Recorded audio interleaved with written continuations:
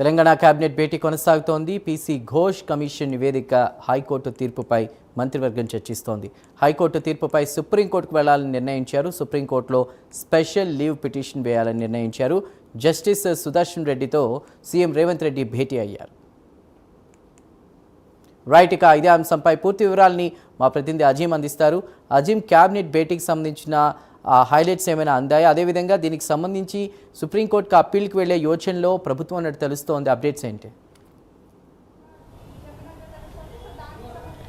కొద్దిసేపటి క్రితమే సీఎం రేవంత్ రెడ్డి అధ్యక్షతన సెక్రటేరియట్లో క్యాబినెట్ సమావేశం ప్రారంభమైంది. అయితే క్యాబినెట్ సమావేశం కంటే ముందు ఏదైతే మాజీ చీఫ్ జస్టిస్ సుదర్శన్ రెడ్డితో సీఎం రేవంత్ రెడ్డి సెక్రటేరియట్లో భేటీ అయ్యారు. ఈ భేటీలో ప్రధానంగా నిన్న ఏదైతే కాళేశ్వరం కమిషన్పై హైకోర్టు ఇచ్చిన తీర్పుపై చర్చించారు. అలాగే ఏదైతే ఎమ్మెల్సీలకు సంబంధించినటువంటి గవర్నర్ కోట ఎమ్మెల్సీలకు సంబంధించిన అంశంపై కూడా లీగల్ ఒపీనియన్స్ ఏదైతే రేవంత్ రెడ్డి సుదర్శన్ రెడ్డితో తీసుకున్నట్టు కూడా మనకు తెలుస్తుంది. సో ఈ నేపథ్యంలో దీంతో ఏదైతే కాళేశ్వరం కమిషన్పై హైకోర్టు ఇచ్చిన తీర్పుపై ప్రభుత్వం ఏదైతే సుప్రీంకోర్టుకు వెళ్లాలని చెప్పి భావిస్తున్నట్టు తెలుస్తుంది. దీంట్లో స్పెషల్ లీవ్ పిటిషన్ సుప్రీంకోర్టులో వేయాలని చెప్పి కూడా ఏదైతే భావిస్తున్నట్లు ఇప్పటికే దీనికి సంబంధించి క్యాబినెట్లో చర్చ కూడా జరుగుతున్నట్టు కూడా మనకు తెలుస్తుంది. సో మొత్తంగా నిన్న కాళేశ్వరం కమిషన్కి సంబంధించిన అంశంపై ప్రభుత్వం ఏ నిర్ణయానికి వెళ్తుంది, మరోసారి కమిషన్కి సంబంధించిన అంశంపై వెళ్తుందా లేదంటే సుప్రీంకోర్టుకి వెళ్తుందా అనే అంశంపై మాత్రం క్లారిటీ వచ్చేసింది. ఏదైతే సుప్రీంకోర్టులో స్పెషల్ లీవ్ పిటిషన్ వేయాలని చెప్పి ప్రభుత్వం అయితే నిర్ణయించినట్టు క్యాబినెట్లో మనకు తెలుస్తుంది. ఇక దీంతోపాటు ఆర్టీసీ సమ్మెకు సంబంధించిన అంశం కూడా ఉద్రిక్తత పెరిగిపోయింది. ఆర్టీసీ సమ్మె నిన్న ఈ రోజుతో పోల్చుకుంటే కొద్దిసేపటి క్రితమే ఒక ఆర్టీసీ కార్మికుడు కూడా ఏదైతే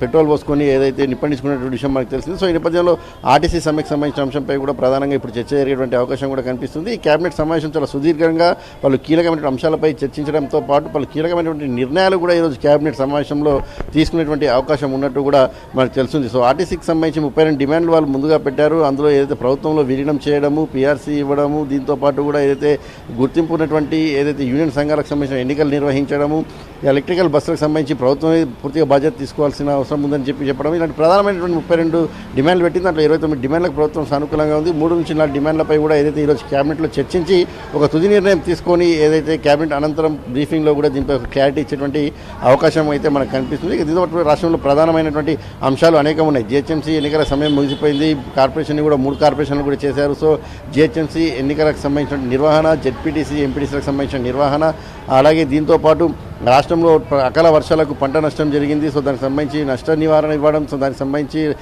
ఏదైతే రైతు వాళ్ళ దగ్గర నుంచి ఉన్నటువంటి పంటను సేకరణ చేయడము, అలాగే ఇండస్ట్రీస్కి ఇటీవల ఇచ్చినటువంటి భూమికి సంబంధించిన వివరాలు తెలుసుకోవడము, ఇలా అనేక కీలకమైన అంశాలు ఉన్నాయి. అలాగే ప్రభుత్వం ప్రతిష్టాత్మకంగా చేపట్టేటువంటి 99 డేస్ యాక్షన్ ప్లాన్ ఏదైతే ఉందో ప్రజాపాలన ప్రగతి ప్రణాళికకు సంబంధించిన అంశంపై కూడా కార్యక్రమాలు ఎలా జరుగుతున్నాయి, సో ముగింపు కార్యక్రమం జూన్ 2వ తేదీన ఎలాంటి కార్యక్రమాలు చేయాలనే అంశంపై కూడా ఈరోజు క్యాబినెట్లో సుదీర్ఘంగా చర్చ జరిగేటువంటి అవకాశాలు కూడా మనకు కనిపిస్తున్నాయి. సో ఇలా క్యాబినెట్లో పలు కీలకమైన అంశాలపై క్యాబినెట్ మొత్తం కూడా చర్చించిన తర్వాత పలు కీలకమైన అంశాలపై ఏదైతే ఆమోదం తీసుకున్న తర్వాత ఏ అంశాలను ముందుకు తీసుకెళ్లాలని ప్రభుత్వం భావించింది, ఏ పథకాల విషయంలో ప్రభుత్వం ముందుగా ఏదైతే ముందు అడుగులు వేయాలని చెప్పింది, సో ఇవన్నీ అంశాలపై కూడా క్యాబినెట్లో చర్చ జరుగుతుంది. సో సుదీర్ఘంగా చర్చ జరిగే అవకాశం అయితే మనకు కనిపిస్తుంది.